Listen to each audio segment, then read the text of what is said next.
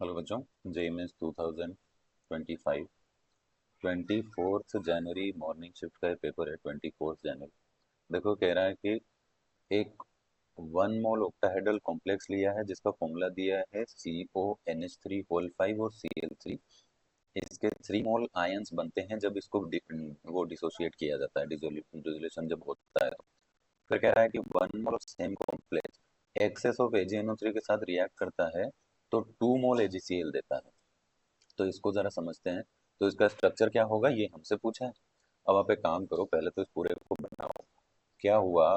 पहला काम कि इस कॉम्प्लेक्स को, ऑक्टाहेड्रल कॉम्प्लेक्स है ना, तो ऑक्टाहेड्रल में कितना कोऑर्डिनेशन नंबर होता है? कोऑर्डिनेशन नंबर 6 होता है। उसमें 6 बॉन्ड बनते हैं, ठीक है। तो मैं यहाँ पे पॉसिबिलिटी सब हो सकती है वो यहाँ पे बता देता हूँ।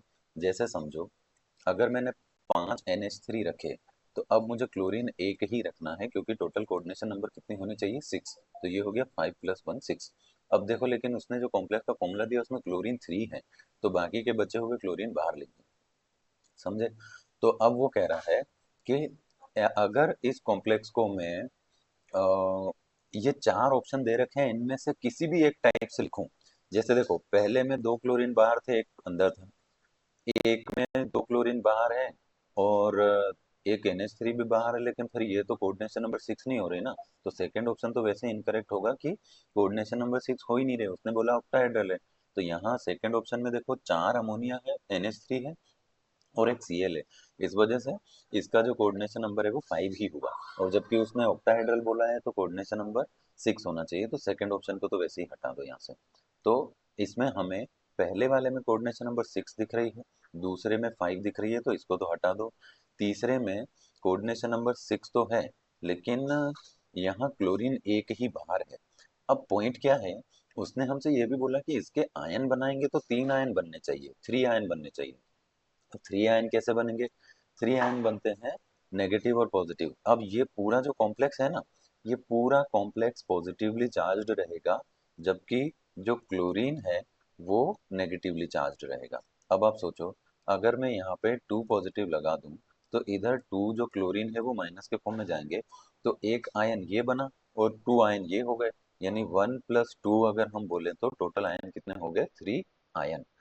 तो ऐसा होना चाहिए। यहाँ तक भी ठीक है। अब वो कह रहा है कि जब इस कॉम्प्लेक्स की रिएक्शन AgCl AgNO3 के साथ कराई जाए एक्सेस में, तो हमें 2 मोल ऑफ AgCl मिलता है। तो सही बात है।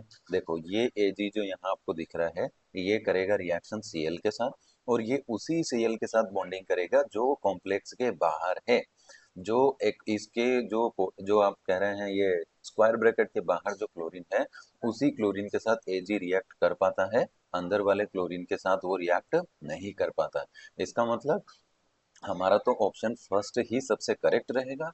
क्यों? क्योंकि इसमें 3 आयन भी बन रहे हैं, 2 AgCl भी मिल रहे हैं और कोऑर्डिनेशन नंबर भी 6 हो रही है।